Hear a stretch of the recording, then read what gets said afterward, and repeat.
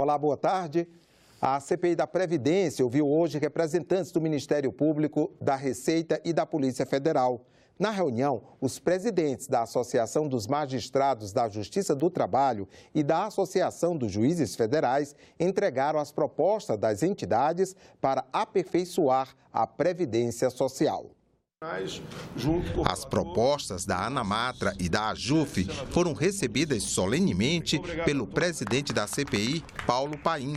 São sugestões de mudança na legislação que buscam maior justiça e eficiência do sistema. O argumento do débito ou do déficit, ele é um argumento frágil diante do que a Previdência tem ainda por arrecadar. Pelos resultados preliminares que já foram divulgados, parece claro que o problema maior da Previdência Social no Brasil, seja no setor público, seja no regime geral, diz muito mais com a gestão e com a arrecadação do que com os benefícios. O brasileiro é mau ou bom pagador? Se você tinha dúvida, não tenha mais. Com a palavra, o Procurador-Geral Adjunto de Gestão da Dívida Ativa da União e do FGTS. As empresas ativas, 85% das empresas não são devedoras. Essas empresas não possuem débito. Das pessoas físicas que têm renda, que se encaixam na faixa de tributação pelo imposto de renda, ou seja, tem um perfil de renda relevante, tirando isentos, tirando aqueles que não declaram, 94% não devem. Então, o brasileiro é um pagador de tributo, né? O brasileiro não é devedor. O devedor é a minoria.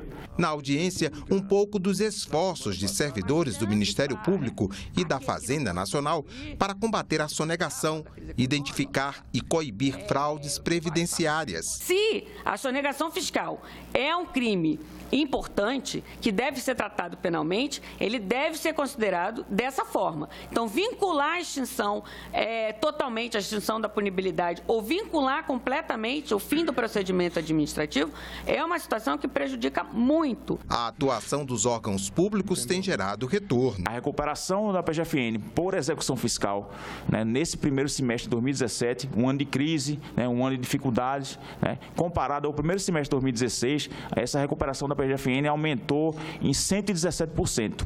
A representante do Ministério do Trabalho confirmou: o Brasil ainda tem milhões de empregados no mercado informal. Com isso, deixa-se de arrecadar em impostos. A economia e a previdência saem perdendo. O Brasil possui 10 milhões e 181 empregados no setor privado, aí situando seus trabalhadores domésticos sem carteira assinada.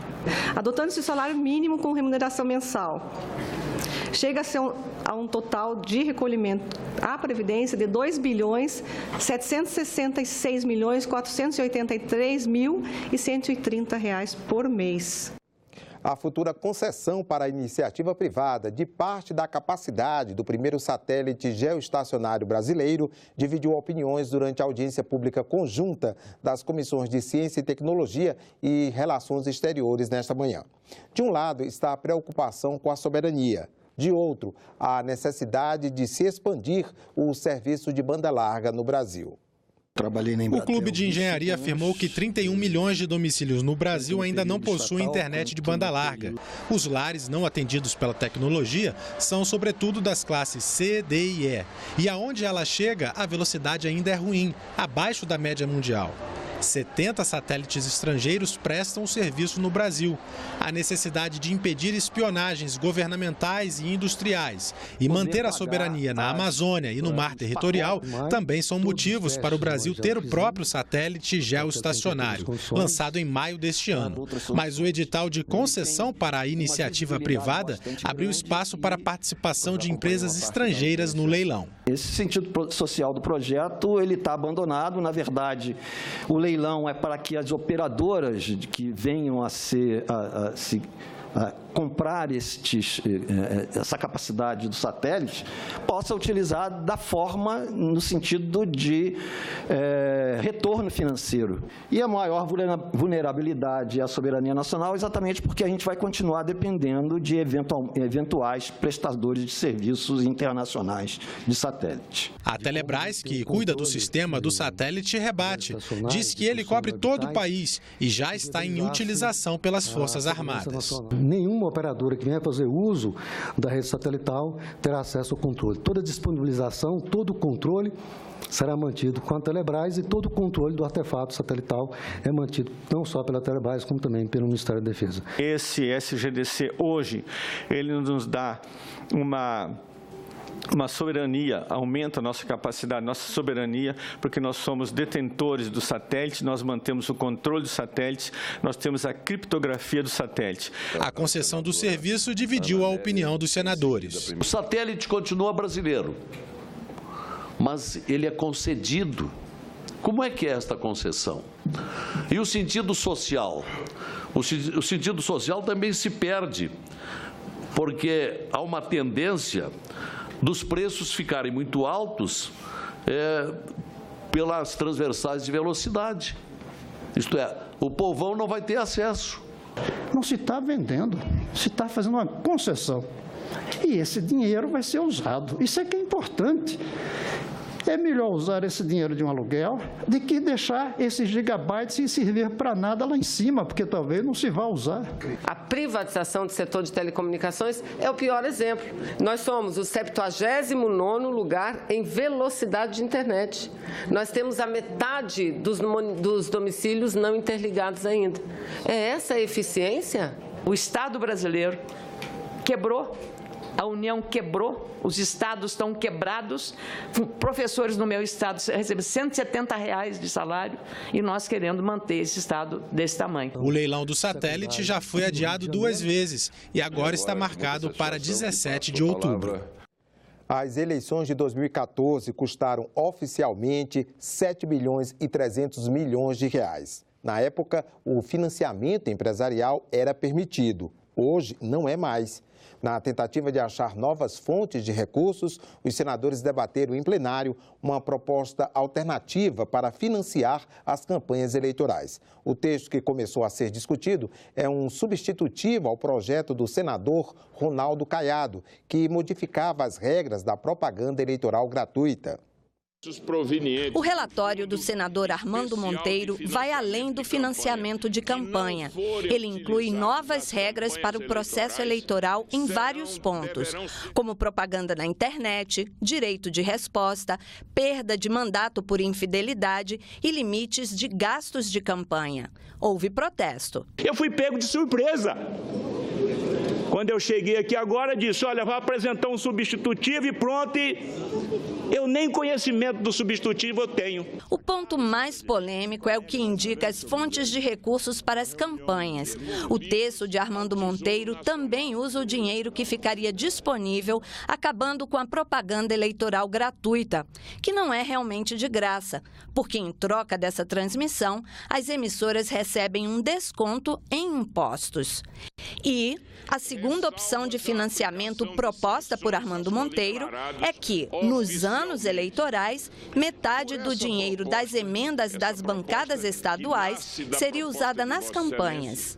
Nós estaremos formando um fundo que vai alcançar 3 bilhões de reais. Como?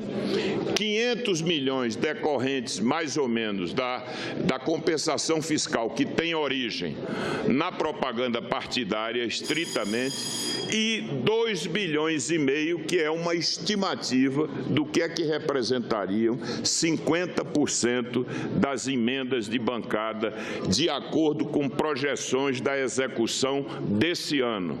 Mas alguns senadores foram contra tirar dinheiro de emendas para usar nas eleições. Ministério da Educação, 1.492 milhões. Retiraremos 50%. Ministério da Saúde, 4.490 milhões de reais. Estaremos tirando 50% no mínimo para viabilizar fundos de campanha. O que tira dinheiro da saúde e da educação não é a criação de um fundo necessário para financiar as campanhas eleitorais, portanto, a própria democracia. Os senadores não chegaram a um consenso em relação à proposta. Por isso, o presidente do Senado, Eunício Oliveira, decidiu continuar o debate na semana que vem. Enquanto tiver aberto o processo, os senadores podem emendar a matéria. Então, como não teve consenso, é natural que se dê a oportunidade ao plenário para que o plenário possa aprovar ou rejeitar a matéria e emendar. Então, cabe ao presidente a pauta, cabe ao plenário a responsabilidade pelas decisões. E ontem, na Câmara, os deputados tentaram concluir a votação da proposta de emenda à Constituição que acaba com as coligações partidárias para eleições de deputados estaduais e federais e vereadores, mas não conseguiram. Pelo aprovado até o momento, a medida só valerá para as eleições de 2020. As do próximo ano seguem a regra atual. Também foi aprovada a cláusula de desempenho que determina que só terão acesso aos recursos do fundo partidário as agremiações que obtiverem pelo menos 1,5% dos votos válidos. A regra também só vale a partir das eleições municipais de 2020. O presidente do Senado, Eunício Oliveira, explicou hoje como será a tramitação no Senado da reforma política que está sendo analisada na Câmara.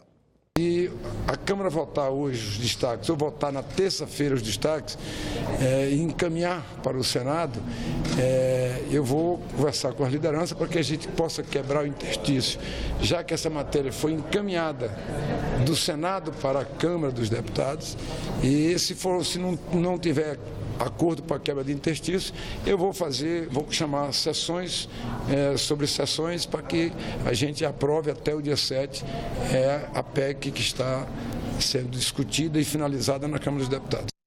Ficamos por aqui. Você pode rever as reportagens desta edição na nossa página na internet, senado.leg.br/tv. Obrigado pela companhia e até a próxima.